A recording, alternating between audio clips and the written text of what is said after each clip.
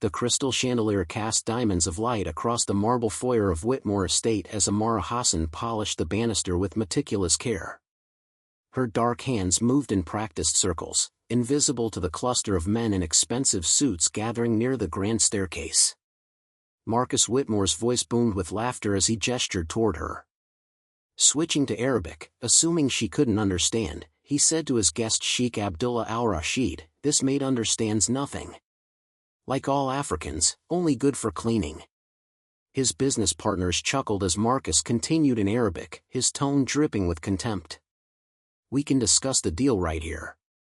She's too stupid to understand anything we're saying." Amara's hand paused for the briefest moment on the polished wood, her jaw tightening imperceptibly. She continued her work, eyes downcast, as Marcus moved closer, speaking louder in Arabic as if volume compensated for her perceived ignorance. "Animals don't need respect," he sneered, still in Arabic, waving dismissively in her direction. "Before we jump back in, tell us where you're tuning in from, and if this story touches you, make sure you're subscribed, because tomorrow, I've saved something extra special for you." Amara Hassan had perfected the art of invisibility over the past 6 months at Whitmore Estate. She moved through the sprawling mansion like a shadow, her presence acknowledged only when Marcus Whitmore needed something to complain about. A streak on a window. A crease in a tablecloth. Any excuse to remind her of her place in his world. What Marcus didn't know, what no one in the estate knew except the head housekeeper Sophia Ramirez, was that Amara Hassan wasn't just a maid. She held a doctorate in international business from Oxford University and spoke 7 languages fluently, including Arabic, which she had learned during her 5 years working for a major consulting firm in Dubai. Her fall from grace had been spectacular and devastating. 2 years ago, she had been Dr. Amara Hassan, a rising star at Meridian Consulting Group, advising Fortune 500 companies on Middle Eastern market expansion. Then came the scandal that wasn't really a scandal at all, just a powerful client who didn't like being told his business practices were unethical, and who had the connections to destroy her career with a few well-placed phone calls. Blacklisted from the corporate world, her savings depleted by legal fees fighting false accusations of corporate espionage, Amara had taken the only job she could find that offered room and board. The irony of cleaning toilets with hands that once signed million-dollar consulting contracts wasn't lost on her. But she had learned something valuable in her time at the bottom. People said everything in front of those they considered beneath them. And Marcus Whitmore, in his arrogance, had just made a critical mistake. As she continued polishing the banister, her ears captured every word of the conversation happening in Arabic just 15 feet away. Marcus was discussing something called Project Sahara with Sheikh Abdullah, a deal involving the illegal acquisition of lithium mining rights in a disputed territory in North Africa. "The government officials are already paid off," Marcus said in Arabic, his voice casual as if discussing the weather. "We'll extract the lithium, sell it to the Chinese manufacturers, and be out before anyone realizes the environmental regulations were completely bypassed." Sheikh Abdullah nodded approvingly. "And the local population?" "Irrelevant," Marcus replied, switching his champagne glass to his other hand. "They'll complain about the water contamination, but by then we'll have made 800 million and moved on. These people don't have the resources to fight corporations like ours." Amara's mind worked rapidly, cataloging every detail. The mention of specific government officials, the timeline, the Chinese manufacturers, the projected profits. This wasn't just unethical, it was illegal on multiple international levels. Environmental crimes, bribery, exploitation of conflict zones, all wrapped up in one neat package. "When do we finalize the contracts?" Sheikh Abdullah asked. "Tomorrow night," Marcus said. "I have the documents prepared in my study. We'll sign after dinner, transfer the initial funds, and begin operations within the week." Thomas Bradford, the estate's butler, appeared at the top of the stairs. "Mr. Whitmore, your other guests have arrived in the drawing room." Marcus nodded and gestured for his business partners to follow him. As they passed Amara, he switched back to English, his tone loaded with disdain. "You missed a spot on the banister. Clean it again." "Yes, sir," Amara replied softly, her eyes never leaving her work. As the men disappeared into the drawing room, their laughter echoing through the hall, Amara allowed herself a small smile. Marcus Whitmore thought he was untouchable, surrounded by enough wealth and power to insulate him from consequences. He thought the help was deaf, dumb, and blind to everything happening around them. But Amara Hassan had spent 5 years navigating the complex world of international business deals. She knew exactly what she had just overheard, knew its value, and more importantly, knew exactly who would pay dearly for this information. Marcus had called her an animal in Arabic, assuming she couldn't understand. He had no idea that the woman polishing his banister had once negotiated deals worth more than his monthly revenue. He had no idea that his casual cruelty and assumption of her ignorance had just handed her the keys to his destruction. Tomorrow night, he would learn the cost of underestimating people. The following morning, Marcus Whitmore strode through his estate like a king surveying his kingdom. His Italian leather shoes clicked against the marble floors with the confidence of a man who had never faced real consequences for anything in his 52 years of life. "Bradford," he called out, his voice booming through the east wing. "Where's my coffee? How many times do I have to tell you people that I want it at exactly 7:30 a.m.? Thomas Bradford appeared instantly, silver tray in hand. "My apologies, Mr. Whitmore. It's 7:29, sir. I was waiting for the precise moment." Marcus snatched the cup without acknowledgement and continued his morning inspection of the property. This was his ritual, his way of reminding the staff who owned everything they touched, breathed, and stood upon. In the main salon, Amara was dusting the priceless artifacts Marcus had collected from his various business dealings around the world. A Tang Dynasty vase here, a Benin bronze there, all obtained through methods that would make any ethical collector wince. "You," Marcus said in Arabic to Richard Pemberton, his British investor who had arrived for the day's preliminary meetings. "Watch this. It's entertaining." He walked directly up to Amara and began speaking in Arabic, his tone mocking. "This one is particularly stupid. Yesterday I discussed our entire Sahara operation right in front of her. She just kept cleaning like the mindless servant she is." Pemberton chuckled uncomfortably, but Marcus was just warming up. "I could tell her in Arabic that I'm planning to steal from her, fire her, or sell her if I could, and she would just smile and nod." Marcus leaned closer to Amara, speaking louder in Arabic. "Isn't that right? You're just a simple cleaning woman who doesn't understand the complex world of international business." Amara continued her dusting, her face a mask of focused concentration on her work. "See?" Marcus laughed, switching back to English. "Completely oblivious. This is why I love conducting sensitive business at home. The staff might as well be furniture." More guests arrived throughout the morning. Chen Wei, the Chinese manufacturing representative. Isabella Moretti, the Italian environmental consultant who had been paid handsomely to falsify reports. James Fairchild, Marcus's personal attorney who specialized in making illegal deals look legitimate on paper. To each of them, Marcus told the same story in Arabic, using Amara as his prop, his example of how the inferior classes could be safely ignored. She was there when he showed Chen Wei the falsified environmental impact assessments. She was vacuuming nearby when he told Isabella exactly how much he was paying her to lie to regulatory agencies. She was cleaning the windows when James Fairchild expressed concern about the legality of bribing North African officials. "Relax, James," Marcus said in English, gesturing broadly. "Even if someone overheard, what are they going to do? These people don't have the education, the connections, or the intelligence to understand what we're discussing, let alone do anything about it." His phone rang, and Marcus answered with his typical brusque efficiency. "Whitmore." "Yes." "No, everything is on schedule. The contracts will be signed tonight at 8 p.m. in my private study. The initial transfer of 50 million happens immediately after. We'll have full operational control by next Monday." He hung up and turned to his assembled guests. "Gentlemen, lady, tonight we make history. Project Sahara will net us 800 million over the next 18 months. By the time any regulatory agencies realize what we've done, we'll have extracted everything of value and dissolved the shell companies. What about the local population? Chinwei asked. The water contamination reports? Marcus waved his hand dismissively. Collateral damage. They're poor, uneducated, and politically irrelevant. No one cares what happens to them. He didn't notice that Amara had stopped dusting. He didn't see the slight tension in her shoulders or the way her jaw tightened almost imperceptibly. He was too busy basking in his own brilliance, too confident in his untouchability.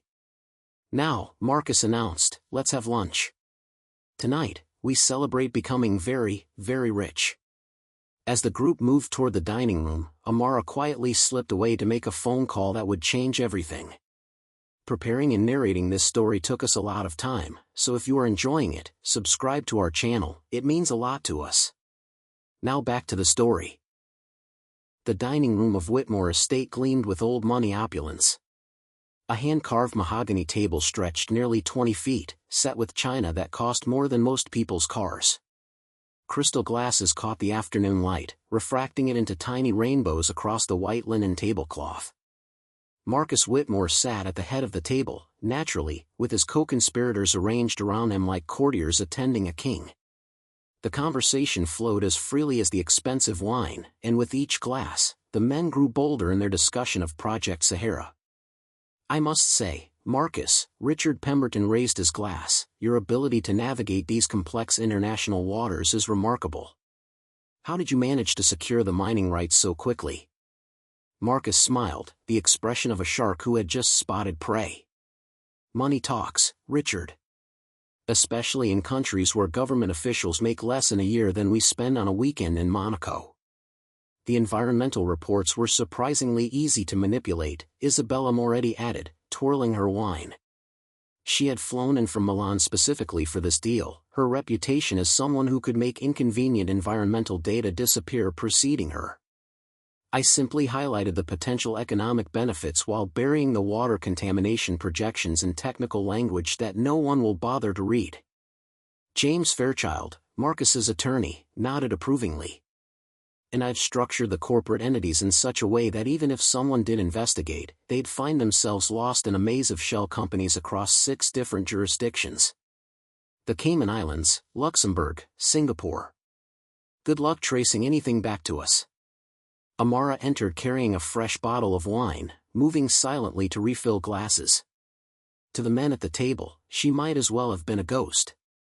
They continued their conversation without pause, without even lowering their voices. What's the timeline again? Chinwei asked, pulling out a small notebook. Marcus leaned back in his chair, expansive and confident. We sign the contracts tonight at 8 p.m. The initial $50 million gets transferred to the escrow account. By Monday morning, our equipment will be on the ground in North Africa. We'll have 6 weeks of intensive extraction before the rainy season starts. And the local population? Chinwei pressed. There are villages near the mining site. Irrelevant, Marcus said, switching briefly to Arabic as Amara leaned in to refill his glass. These people are expendable. No education, no political power, no value to anyone. He switched back to English, not noticing the way Amara's hand had steadied on the wine bottle. The beauty of operating in disputed territories is that no one has clear jurisdiction. By the time anyone figures out who should be investigating, we'll be long gone with our profits. Sheikh Abdullah, who had been quietly eating, finally spoke up. I have been assured that the officials we've paid will remain cooperative. Absolutely, Marcus confirmed. I've got Minister Okafor in my pocket.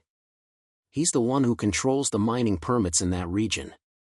Cost me $2 million, but he's guaranteed to look the other way for at least 8 months. More than enough time for our purposes. Robert Grayson, Marcus's CFO who had joined via video call on a tablet at the table, chimed in. The financial projections are staggering, gentlemen.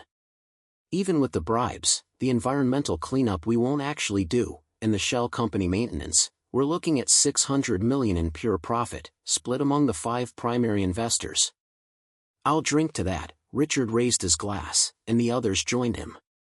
As they toasted to their illegal enterprise, Amara moved around the table, her presence so negligible to them that Marcus actually reached out and used her arm as a temporary table for his phone while he pulled up documents to show the group.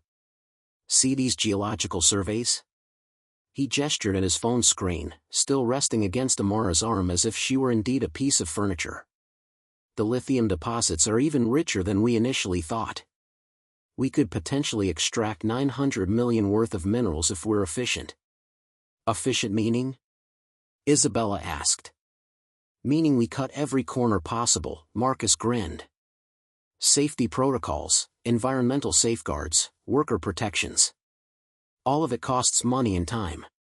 We're going in fast, taking everything, and getting out before anyone knows what hit them." Thomas Bradford appeared at the doorway. "Sir, your 3 p.m. conference call with the logistics coordinator is ready in your study." Marcus stood, brushing imaginary crumbs from his custom suit. "Excellent. Gentlemen, lady, please make yourselves comfortable. We'll reconvene at 7 p.m. for dinner, and then at 8 p.m., we'll make this official." As the group dispersed to various parts of the estate, Amara quietly collected the dishes. Her face remained impassive, but behind her eyes, a plan was forming. She had heard everything she needed. Now it was time to act. Amara moved through the remainder of the afternoon with practiced efficiency, but her mind was racing through possibilities and calculations. She had all the information she needed, every damning detail of Project Sahara burned into her memory. The question now was how to use it.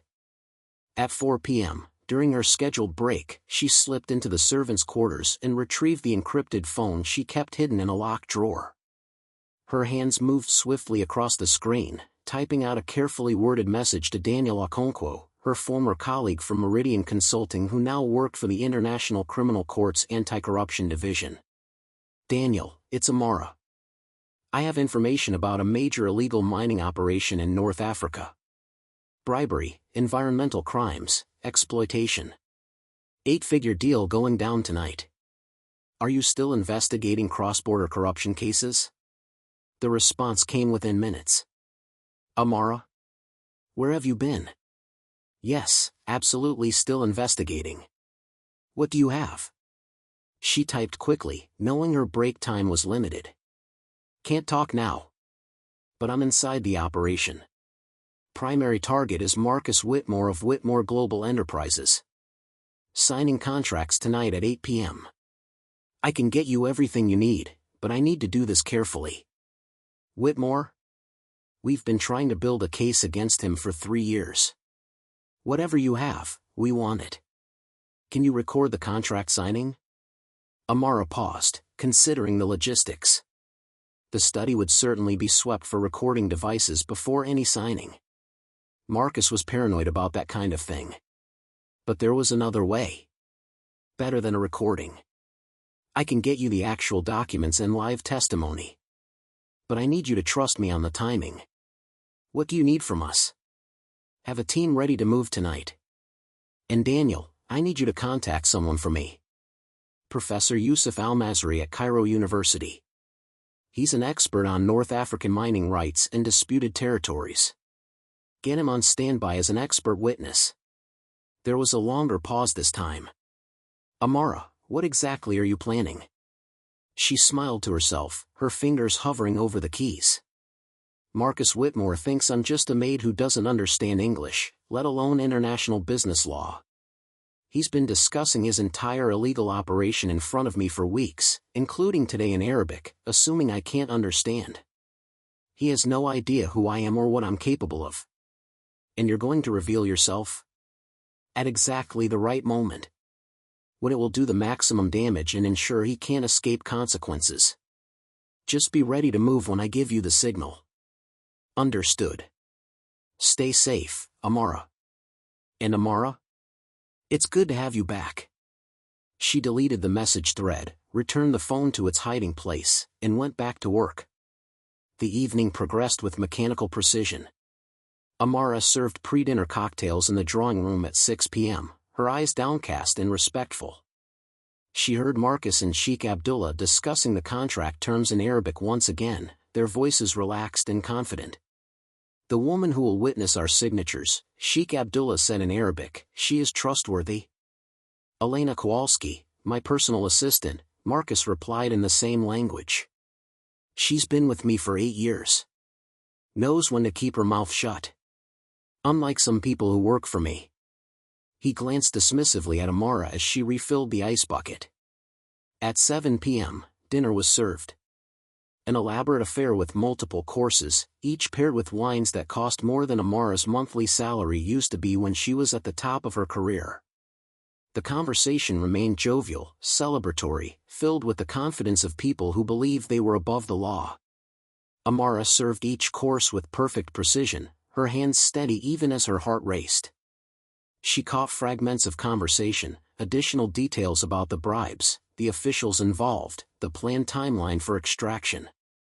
Each piece of information was another nail in Marcus's coffin. At 7:45 p.m., Marcus stood from the table, his face flushed with wine and anticipation. Gentlemen, it's almost time. Shall we adjourn to my study and make history? The men rose, adjusting their ties and checking their phones one last time before engaging in business that would net them fortunes built on exploitation and environmental destruction. As they filed out of the dining room, Marcus paused and turned to Amara, speaking in Arabic with a sneer. You can clean this mess up, servant. That's all you're good for anyway. Amara met his eyes for just a fraction of a second longer than a submissive maid should have. Yes, sir, she replied in perfect, unaccented English. Marcus didn't notice the slight change in her demeanor. He was too focused on the millions he was about to make. But Sophia Ramirez, the head housekeeper who had been watching from the kitchen doorway, noticed. She had seen that look in Amara's eyes once before, 6 months ago during the interview when Amara had let slip that she had a PhD. Sophia had kept that secret, sensing the younger woman needed refuge more than questions. Now, watching Amara's controlled movements and calculated calm, Sophia realized something significant was about to happen. She just hoped Amara knew what she was doing. At 7:55 p.m., Marcus Whitmore's private study buzzed with anticipation. The room was a monument to wealth and power, floor-to-ceiling mahogany bookshelves lined with first editions he'd never read, a desk crafted from reclaimed wood from a 17th-century Spanish galleon, and walls decorated with photographs of Marcus shaking hands with presidents, prime ministers, and other billionaires. The contract documents sat in neat stacks on the desk, prepared by James Fairchild with meticulous attention to making illegal activities appear legitimate. Elena Kowalski stood to the side with her notary stamp, ready to witness the signatures that would set Project Sahara in motion. Before we begin, Marcus announced, pouring aged scotch into crystal glasses, I want to propose a toast. The 5 men raised their glasses as Marcus continued. To profit over principles, to opportunity over ethics, and to the understanding that money makes its own morality. Here, they chorused, drinking deeply. As they set down their glasses, Thomas Bradford knocked softly on the study door. Excuse me, Mr. Whitmore, but there's a slight issue with the security system. The cameras in this wing have been flickering. Should I have the technician come now or wait until after your meeting? Marcus waved him off impatiently. After. We're not to be disturbed for the next hour. And Bradford, make sure all the staff stay in the West Wing. I don't want any interruptions. Of course, sir. Although, sir, the maid Amara is still finishing cleaning the dining room. Should I? I don't care about the maid, Marcus snapped. She doesn't even speak proper English. Now leave us. Bradford hesitated for just a moment, something in his expression flickering with uncertainty, but he nodded and closed the door. Marcus turned back to his associates, spreading the contracts across his desk. Gentlemen, let's begin.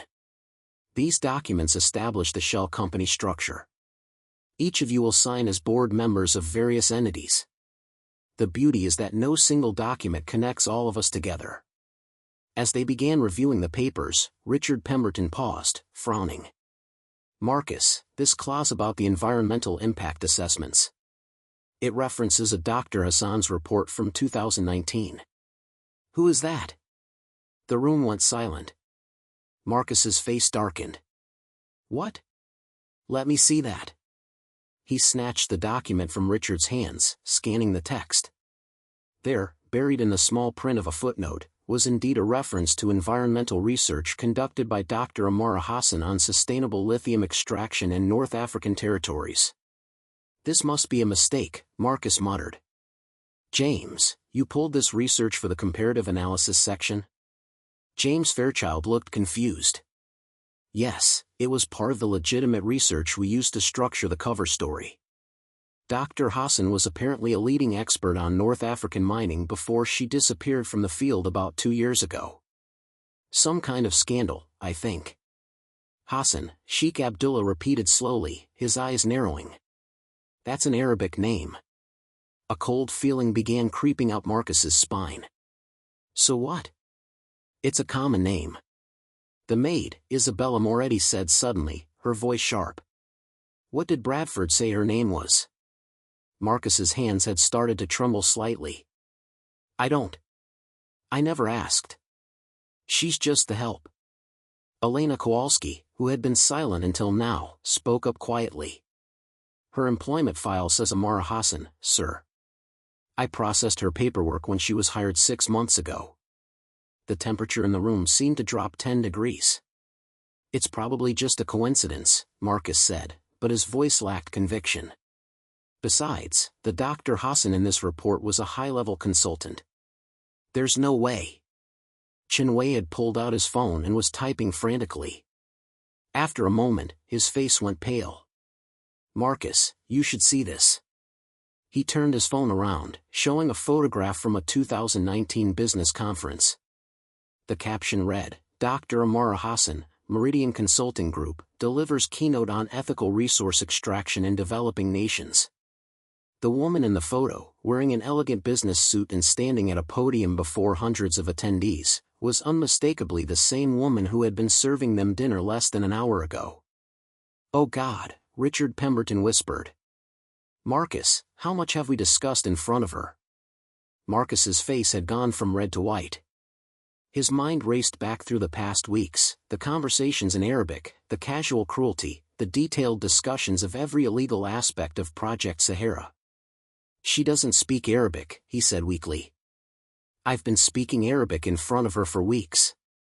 She never reacted, never showed any sign of understanding. Sheikh Abdullah's voice was ice cold. Marcus, Dr. Hassan worked in Dubai for 5 years. Of course she speaks Arabic. James Fairchild was already gathering the contracts. We need to abort. Now. If she's who we think she is, if she's heard even a fraction of what we've discussed. Wait, Marcus held up his hand, trying to salvage the situation. Wait. Even if she heard something, what can she do? She's been blacklisted from the industry. She's working as a maid, for God's sake. She has no credibility, no platform, no. A soft knock on the study door interrupted him. Mr. Whitmore? It was Amara's voice, quiet and deferential. I apologize for the interruption, but you asked me to bring fresh towels to the guest bathrooms by 8:30. The men stared at the door in frozen horror. Yes, Marcus managed to croak out. Just leave them outside. Of course, sir. Although, if I may, I couldn't help but overhear some of your discussion. The acoustics in this house carry sound quite well. The silence that followed was deafening. How much did you hear? Marcus asked, his voice barely above a whisper. Through the door, Amara's response came in perfect, unaccented Arabic. Everything, Mr. Whitmore. I heard absolutely everything. Marcus Whitmore's hand shook as he reached for the study door handle. His associates stood frozen behind him, their celebration turning to catastrophe in the span of mere minutes. When he pulled the door open, Amara Hassan stood in the hallway, no longer holding towels. Instead, she held a tablet computer and was no longer dressed in her maid's uniform. She wore a tailored charcoal business suit that Marcus recognized as expensive, her natural hair styled professionally, and most striking of all, she wore an expression of complete authority that transformed her face entirely. Good evening, gentlemen, she said in flawless English, her accent revealing the Oxford education Marcus had never bothered to inquire about. Or should I say, good evening in Arabic. Marcus's mouth opened and closed soundlessly. Allow me to properly introduce myself, Amara continued, stepping confidently into the study. Dr. Amara Hassan, Ph.D. in International Business from Oxford University, former senior consultant at Meridian Consulting Group, an expert in North African resource extraction and international business law. She set her tablet on Marcus's desk, right on top of his precious contracts. For the past 6 months, I have been documenting every single conversation, transaction, and illegal activity that has taken place in this house. But today, Mr. Whitmore, you gave me something extraordinary. You can't record in here, James Fairchild sputtered. This is private property. Anything you've obtained is inadmissible. I didn't record anything, Amara interrupted smoothly. I didn't need to.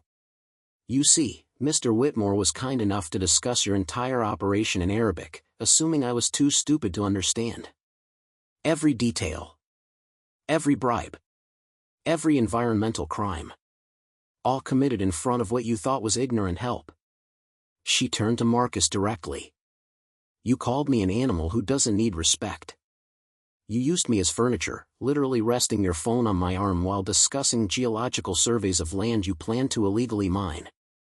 You mocked me, degraded me, and assumed my dark skin and position as your maid meant I was beneath your notice. Sheikh Abdullah had gone completely silent, recognizing the magnitude of their mistake. Here's what I found most fascinating, Amara continued, pulling up files on her tablet. You've been under investigation by the International Criminal Court for 3 years. My former colleague, Daniel Okonkwo, has been trying to build a case against you but lacked the direct evidence needed for prosecution. She smiled, and it wasn't a kind expression. Until tonight. What do you want? Marcus finally found his voice. Money? I can pay you. Name your price. My price? Amara's laugh was bitter. Mr. Whitmore, you destroyed my career 2 years ago. You were the client who made those phone calls, who spread those lies about corporate espionage because I told you that your mining plans in Chad violated international law. Marcus's face went white as the memory clearly returned to him. You thought I didn't know it was you. But I did. I've always known. And when I saw the job posting for Whitmore Estate, I applied specifically to get inside your operation. You were so blinded by your prejudice that you never once considered that the black woman cleaning your floors might be the same Dr. Hassan whose career you destroyed. She pulled up a video call on her tablet. Daniel Okonkwo's face appeared on screen, along with 2 other officials from the International Criminal Court. Dr. Hassan, Daniel said formally, do you confirm that the individuals present in Mr. Whitmore's study are the same ones you've identified as participants in Project Sahara? I do confirm, Amara replied. And can you confirm that you've provided us with detailed testimony regarding their planned illegal activities? I can confirm. Additionally, I can provide expert witness testimony regarding the environmental and legal violations being planned, as well as identify the specific government officials being bribed. Richard Pemberton made a move toward the door, but it opened before he could reach it. Thomas Bradford stood there, but he wasn't alone. Behind him were 6 federal agents wearing ICC badges. Gentlemen, the lead agent said, stepping into the room, you're all under arrest for conspiracy to commit international environmental crimes, bribery of foreign officials, and fraud. Marcus collapsed into his desk chair, his face the color of ash. You planned this. All of it. Amara looked down at him with cold satisfaction. You told me animals don't need respect, Mr. Whitmore. You told me I was too stupid to understand your complex business world. You were wrong on both counts. She switched to Arabic one final time. I'm not an animal. I'm your reckoning. As federal agents began reading rights and collecting the contracts as evidence, Amara walked out of the study with her head held high. Behind her, she could hear Marcus Whitmore finally understanding what it meant to underestimate someone based on nothing but prejudice and assumption. Justice, it turned out, cleaned up very well. The following morning, Whitmore Estate transformed from a monument to wealth into a crime scene. Federal agents moved through rooms that had hosted illegal discussions for years, boxing evidence, photographing documents, and recording everything Marcus Whitmore had believed was untouchable. In the grand salon where Marcus had so casually mocked Amara just yesterday, Daniel Okonkwo spread out a decade's worth of investigation files across the same table where the conspirators had toasted their criminal enterprise. "Dr. Hassan," he said, looking at Amara with undisguised admiration, "what you've provided us goes far beyond Project Sahara. This is systematic criminal behavior spanning multiple continents." Amara, now dressed in proper business attire and finally comfortable in her own skin again, nodded. Marcus Whitmore wasn't just planning one illegal mining operation. He's been doing this for 15 years. She pulled up a comprehensive presentation on her laptop, the kind she used to deliver to Fortune 500 boardrooms. "I cross-referenced every conversation I overheard with public records, shell company registrations, and environmental damage reports from 7 different countries." The first slide showed a map of Africa, South America, and Southeast Asia, each marked with red pins. These are the sites of Whitmore Global Enterprises' previous operations. Every single one involved the same pattern: bribe local officials, falsify environmental reports, extract resources quickly, and abandon the sites before regulatory agencies could respond. Daniel leaned forward, studying the data. "How much are we talking about in total damages?" "Conservatively, $3.2 billion in environmental damage. That's not including the health costs to local populations exposed to contaminated water supplies, or the economic impact on communities whose resources were stolen." She clicked to the next slide, showing a complex web of corporate entities. Whitmore used 47 different shell companies across 12 jurisdictions. Each operation was structured to make prosecution nearly impossible because no single entity appeared to be responsible for the complete scope of the criminal activity. "Until now," Daniel said quietly. "Until now," Amara confirmed. "Because I was inside his operation. I heard him connect all the dots himself. I can testify to his direct knowledge and involvement in every aspect of these crimes." Agent Rebecca Torres, the lead ICC investigator, entered the room carrying several boxes of seized documents. "Dr. Hassan, we found Marcus Whitmore's personal files. It's even worse than we thought." She spread out papers across the table. "He kept meticulous records. Every bribe, every payoff, every false report. It's like he never imagined he'd face consequences." Amara smiled grimly. "That's exactly what he thought. Men like Marcus Whitmore believe their wealth makes them immune to accountability. He told me once, in Arabic, that money makes its own morality." Over the next several hours, the full scope of Whitmore's criminal empire came into focus.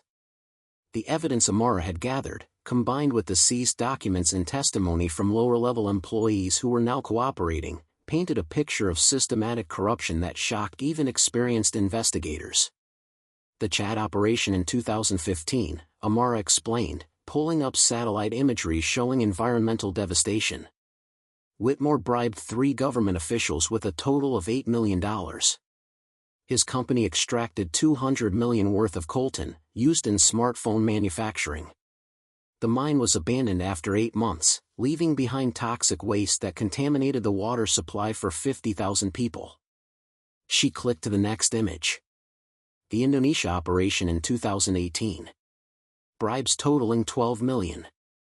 Illegal logging that destroyed 5,000 acres of protected rainforest. Profits of $340 million. No cleanup, no remediation, no accountability. And he was planning to do the same thing in North Africa, Daniel said, shaking his head. "Exactly. Project Sahara would have been his largest operation yet. $800 million in profits from lithium extraction, with projected water contamination affecting over 200,000 people in disputed territories where no clear government authority exists to protect them."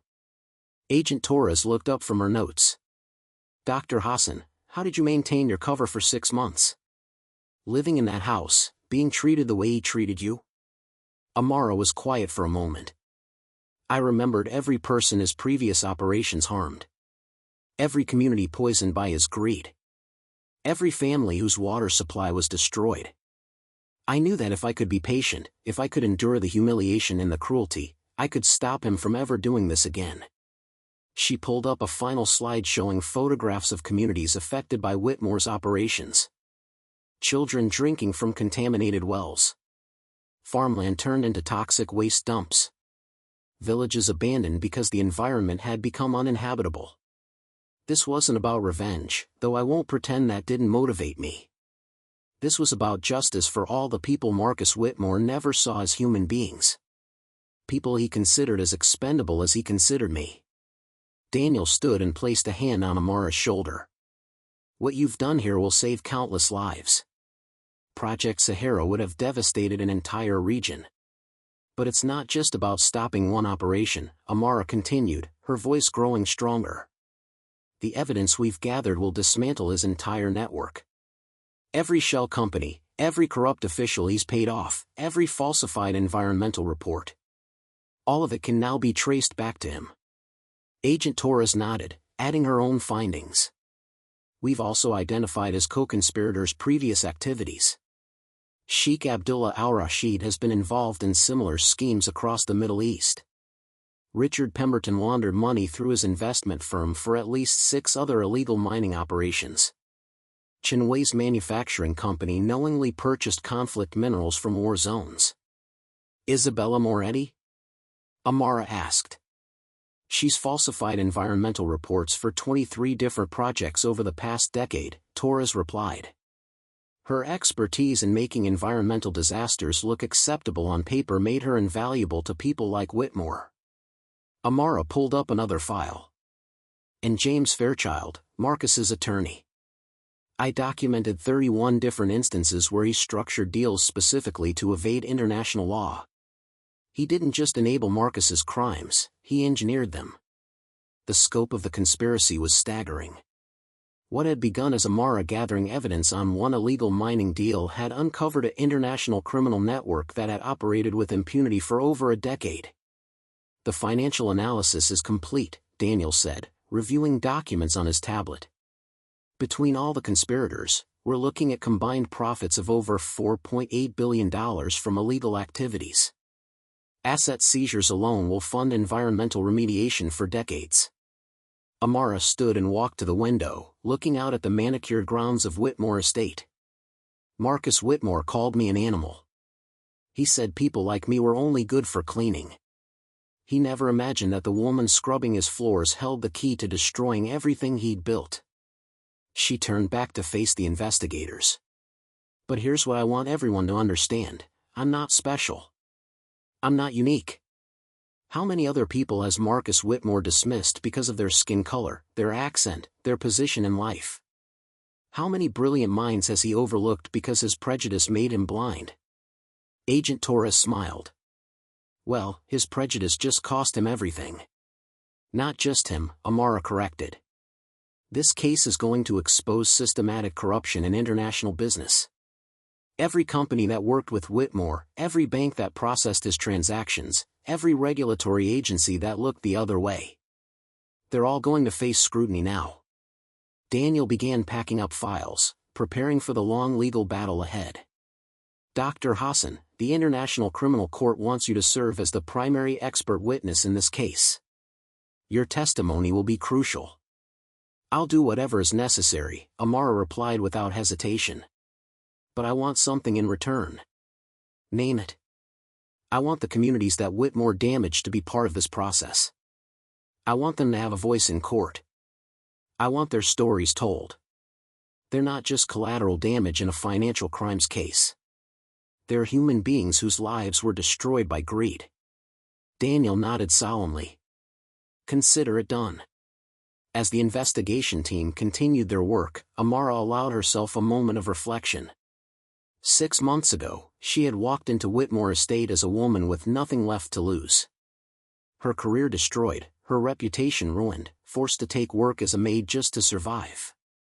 But she had turned that devastating low point into an opportunity. She had used Marcus Whitmore's prejudice against him, allowing him to underestimate her so completely that he handed her everything she needed to destroy him. The irony wasn't lost on her. Marcus had been right about one thing: she was good at cleaning. She had just cleaned up his entire criminal enterprise. 6 months later, the International Criminal Court in The Hague was packed beyond capacity. Media from around the world had descended on the proceedings, recognizing this as one of the most significant corporate crime cases in modern history. The trial of Marcus Whitmore and his co-conspirators had captured global attention, becoming a symbol of accountability for corporate exploitation. Marcus Whitmore sat in the defendant's section, barely recognizable from the confident billionaire who had ruled his estate like a king. His expensive suits had been replaced by a simple jacket and tie. His arrogant posture had collapsed into a defeated slouch. The man who had called Amara an animal now looked broken and small. Presiding Judge Catherine Morrison reviewed the evidence one final time before delivering her verdict. The proceedings had lasted 4 months, with testimony from 87 witnesses, analysis of thousands of documents, and expert opinions from environmental scientists, legal scholars, and victims of Whitmore's operations. "Mr. Whitmore," Judge Morrison began, her voice carrying the weight of international law, "this court has heard extensive evidence regarding your criminal activities spanning 15 years and affecting 7 countries across 3 continents." Marcus stared at the floor, unable to meet anyone's eyes. "The evidence presented has been overwhelming and irrefutable. Through the courageous testimony of Dr. Amara Hassan, combined with documentary evidence seized from your estate and the cooperation of numerous witnesses, this court has established a clear pattern of systematic criminal behavior." Judge Morrison gestured to a screen displaying the map Amara had created, showing every site of Whitmore's operations. "You have been found guilty of conspiracy to commit environmental crimes affecting over 400,000 people. You have been found guilty of bribing foreign officials in amounts totaling over $45 million. You have been found guilty of fraud, money laundering, and operating criminal enterprises across international borders." She paused, letting the weight of those charges settle over the courtroom. "But beyond the legal technicalities, Mr. Whitmore, this case represents something far more significant. You operated on the assumption that certain people, certain communities, certain lives had no value. You believed that poverty and lack of political power made human beings expendable." Marcus's attorney, a public defender assigned after all his assets were frozen, sat helplessly beside his client. There was no defense against the mountain of evidence Amara had helped compile. Dr. Hassan's testimony revealed not just your crimes, but your mindset, Judge Morrison continued. You called her a filthy animal. You said she belonged in a cage. You discussed destroying the lives and health of hundreds of thousands of people with the same casual indifference you might discuss the weather. The judge pulled out a document. "I want to read something that Dr. Hassan wrote in her victim impact statement. Marcus Whitmore didn't see me as human because of the color of my skin and my position in his household. But his blindness wasn't just about me. It was about every person affected by his operations. Every child who drank contaminated water. Every farmer whose land became toxic. Every community forced to abandon their homes. To him, we were all equally worthless." Tears rolled down Marcus's face, but whether from remorse or self-pity, no one could tell. "This court sentences you, Marcus Whitmore, to 30 years in prison without possibility of parole," Judge Morrison declared.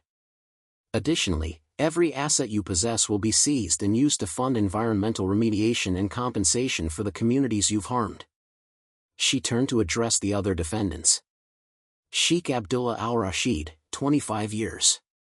Richard Pemberton, 20 years. Chen Wei, 18 years. Isabella Moretti, 15 years. James Fairchild, 22 years. One by one, the co-conspirators learned their fates. The network that had operated with impunity for over a decade was dismantled completely. Furthermore, Judge Morrison added, this court is ordering the creation of an international oversight committee to investigate similar operations worldwide. Dr. Hassan will chair this committee, using her expertise to identify and stop corporate criminals before they can cause the kind of devastation we've witnessed in this case.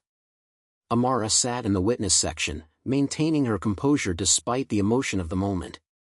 She had waited 2 years for this vindication, 6 months of which she had spent scrubbing floors and enduring degradation. "Mr. Whitmore," the judge said, addressing him directly one final time, "you asked Dr. Hassan if she knew her place. Today, the world has learned her place, standing up for those who cannot defend themselves, bringing criminals to justice, and ensuring that wealth and power do not place anyone above the law." Judge Morrison lifted her gavel. "You told her that animals don't need respect. You were wrong. And now, you will spend the next 30 years learning just how wrong you were." The gavel fell with finality. Marcus Whitmore was led away in handcuffs, his empire destroyed, his freedom gone, his legacy forever tainted by his own cruelty and prejudice. As the courtroom began to empty, Amara was surrounded by reporters, advocacy groups, and representatives from the communities Whitmore had harmed. But she pushed through them all to reach a small group of people sitting in the back row. They were survivors from Whitmore's previous operations. A grandmother from Chad whose village's water had been poisoned. A farmer from Indonesia whose land had been destroyed. A doctor from the Philippines who had treated children sickened by toxic waste. Amara embraced each of them. "This victory is yours," she told them. "Not mine." The grandmother took Amara's hands in hers. "You gave us a voice when the world refused to listen. You proved that our lives matter." As they left the courthouse together, news cameras captured the image that would define the case: Dr. Amara Hassan, surrounded by the people Marcus Whitmore had dismissed as worthless, walking into the sunlight as equals in dignity and champions of justice. 2 years after the verdict, the transformation was profound and far-reaching. The International Corporate Accountability Initiative, chaired by Dr. Amara Hassan, had become one of the most powerful oversight organizations in global business. With a staff of 200 investigators, legal experts, and environmental scientists, the organization had identified and stopped 34 operations similar to Whitmore's Project Sahara. Amara stood at the podium of the United Nations General Assembly, addressing world leaders about corporate responsibility and environmental justice. The woman who had once scrubbed floors at Whitmore Estate now advised governments on international law. "The Marcus Whitmore case taught us a critical lesson," she said, her voice carrying through the vast chamber. "Criminals hide in plain sight, protected by assumptions about power, race, and class. They believe certain people are invisible, and they exploit that invisibility." In the audience sat Sofia Ramirez, the head housekeeper who had kept Amara's secret at Whitmore Estate. She now worked as a consultant for the initiative, training investigators on how to recognize signs of corporate corruption. Her insider knowledge of how wealthy households operated had proven invaluable. "But invisibility can be a weapon," Amara continued. "When people underestimate you, when they believe you're too insignificant to matter, they reveal everything. They become careless. And that carelessness becomes evidence." The seized assets from Whitmore and his co-conspirators, totaling over $3.8 billion, had been distributed to affected communities. In Chad, new water treatment facilities were built. In Indonesia, reforestation projects employed thousands of people whose livelihoods had been destroyed. In the Philippines, medical clinics treated patients suffering from environmental poisoning. Thomas Bradford, the butler from Whitmore Estate, had written a best-selling book about his experience witnessing the case unfold. The day justice came to clean detailed how Amara had methodically gathered evidence while maintaining her cover. Proceeds from the book funded scholarships for students from disadvantaged backgrounds pursuing careers in international law. The ripple effects extended into corporate culture itself. Major companies, terrified of becoming the next Whitmore Global Enterprises, implemented strict ethical oversight boards. The Hassan Protocols, named after Amara, became industry standard for ensuring environmental and human rights compliance in international operations. Universities added the Whitmore case to their business ethics curricula as the definitive example of how prejudice and arrogance lead to catastrophic failure. Amara was invited to lecture at Harvard, Oxford, and Stanford, always emphasizing the same message: never underestimate anyone. Every person you dismiss might be the one who brings you to justice. The legal precedent established by the case changed international law. The Whitmore Doctrine held that corporate executives could be held personally liable for environmental crimes committed by their company's overseas operations, eliminating the shell company loophole that had protected criminals for decades. Sheikh Abdullah al-Rashid's financial network was dismantled completely, leading to the arrest of corrupt officials in 7 countries. Richard Pemberton's investment firm collapsed, taking down several other fraudulent operations. Chinwei's manufacturing company faced billions in fines and was barred from international trade. Isabella Moretti's environmental consulting firm was dissolved, and she was permanently banned from practicing in her field. But perhaps the most profound change was personal. Amara had gone from being blacklisted and working as a maid to becoming one of the most respected voices in international justice. She received dozens of job offers from prestigious firms and organizations, but she chose to focus on the initiative, knowing that preventing the next Marcus Whitmore was more important than rebuilding her personal wealth. She established the Second Chances Foundation, which helped professionals who had been wrongfully blacklisted from their industries. She understood better than anyone how a false accusation could destroy a career, and she was determined that others wouldn't have to endure what she had suffered.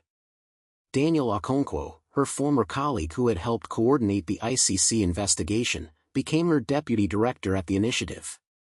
Together, they built an organization that didn't just react to corporate crimes but actively prevented them. On the 3rd anniversary of Marcus Whitmore's sentencing, Amara returned to the location where Whitmore Estate had once stood.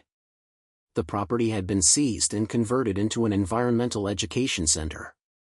Children from the local community played in gardens planted where Marcus's opulent mansion had been torn down. A simple plaque at the entrance read, "On this site, injustice was exposed and accountability was delivered. May all who enter remember that every person deserves respect, regardless of their position, and that truth will always emerge from darkness." Amara stood before the plaque, reflecting on her journey from doctoral candidate to corporate consultant to wrongfully blacklisted professional to maid to international justice advocate. The path had been painful, humiliating at times, but ultimately transformative. Her phone buzzed with a message from her team.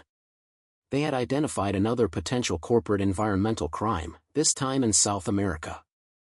A mining company was bribing officials and planning to contaminate indigenous water supplies. Amara smiled. The work was never done, but that was exactly how she wanted it. She had learned that justice wasn't a single moment in a courtroom. Justice was a continuous effort, a daily choice to stand up for those who couldn't defend themselves, to give voice to the voiceless, to transform personal pain into collective protection. Marcus Whitmore had called her an animal and told her she belonged in a cage. Instead, she had built a career putting people like him behind bars while setting free the communities they had imprisoned in poverty and environmental destruction. As she walked back to her car, Amara thought about all the people who had underestimated her. The client who had destroyed her career. Marcus Whitmore who had mocked her in Arabic. Every person who had looked at her skin color, her position, her circumstances, and decided she was powerless. They had all been wrong. Power wasn't about wealth or position. Power was about knowledge, persistence, and the courage to stand up when everyone else expected you to stay down. Amara had learned that lesson the hard way, scrubbing floors in a billionaire's mansion while planning his downfall. Now she taught that lesson to the world: never underestimate anyone. The person you dismiss today might be the one who changes everything tomorrow. And somewhere in a federal prison, Marcus Whitmore had 28 more years to reflect on that truth.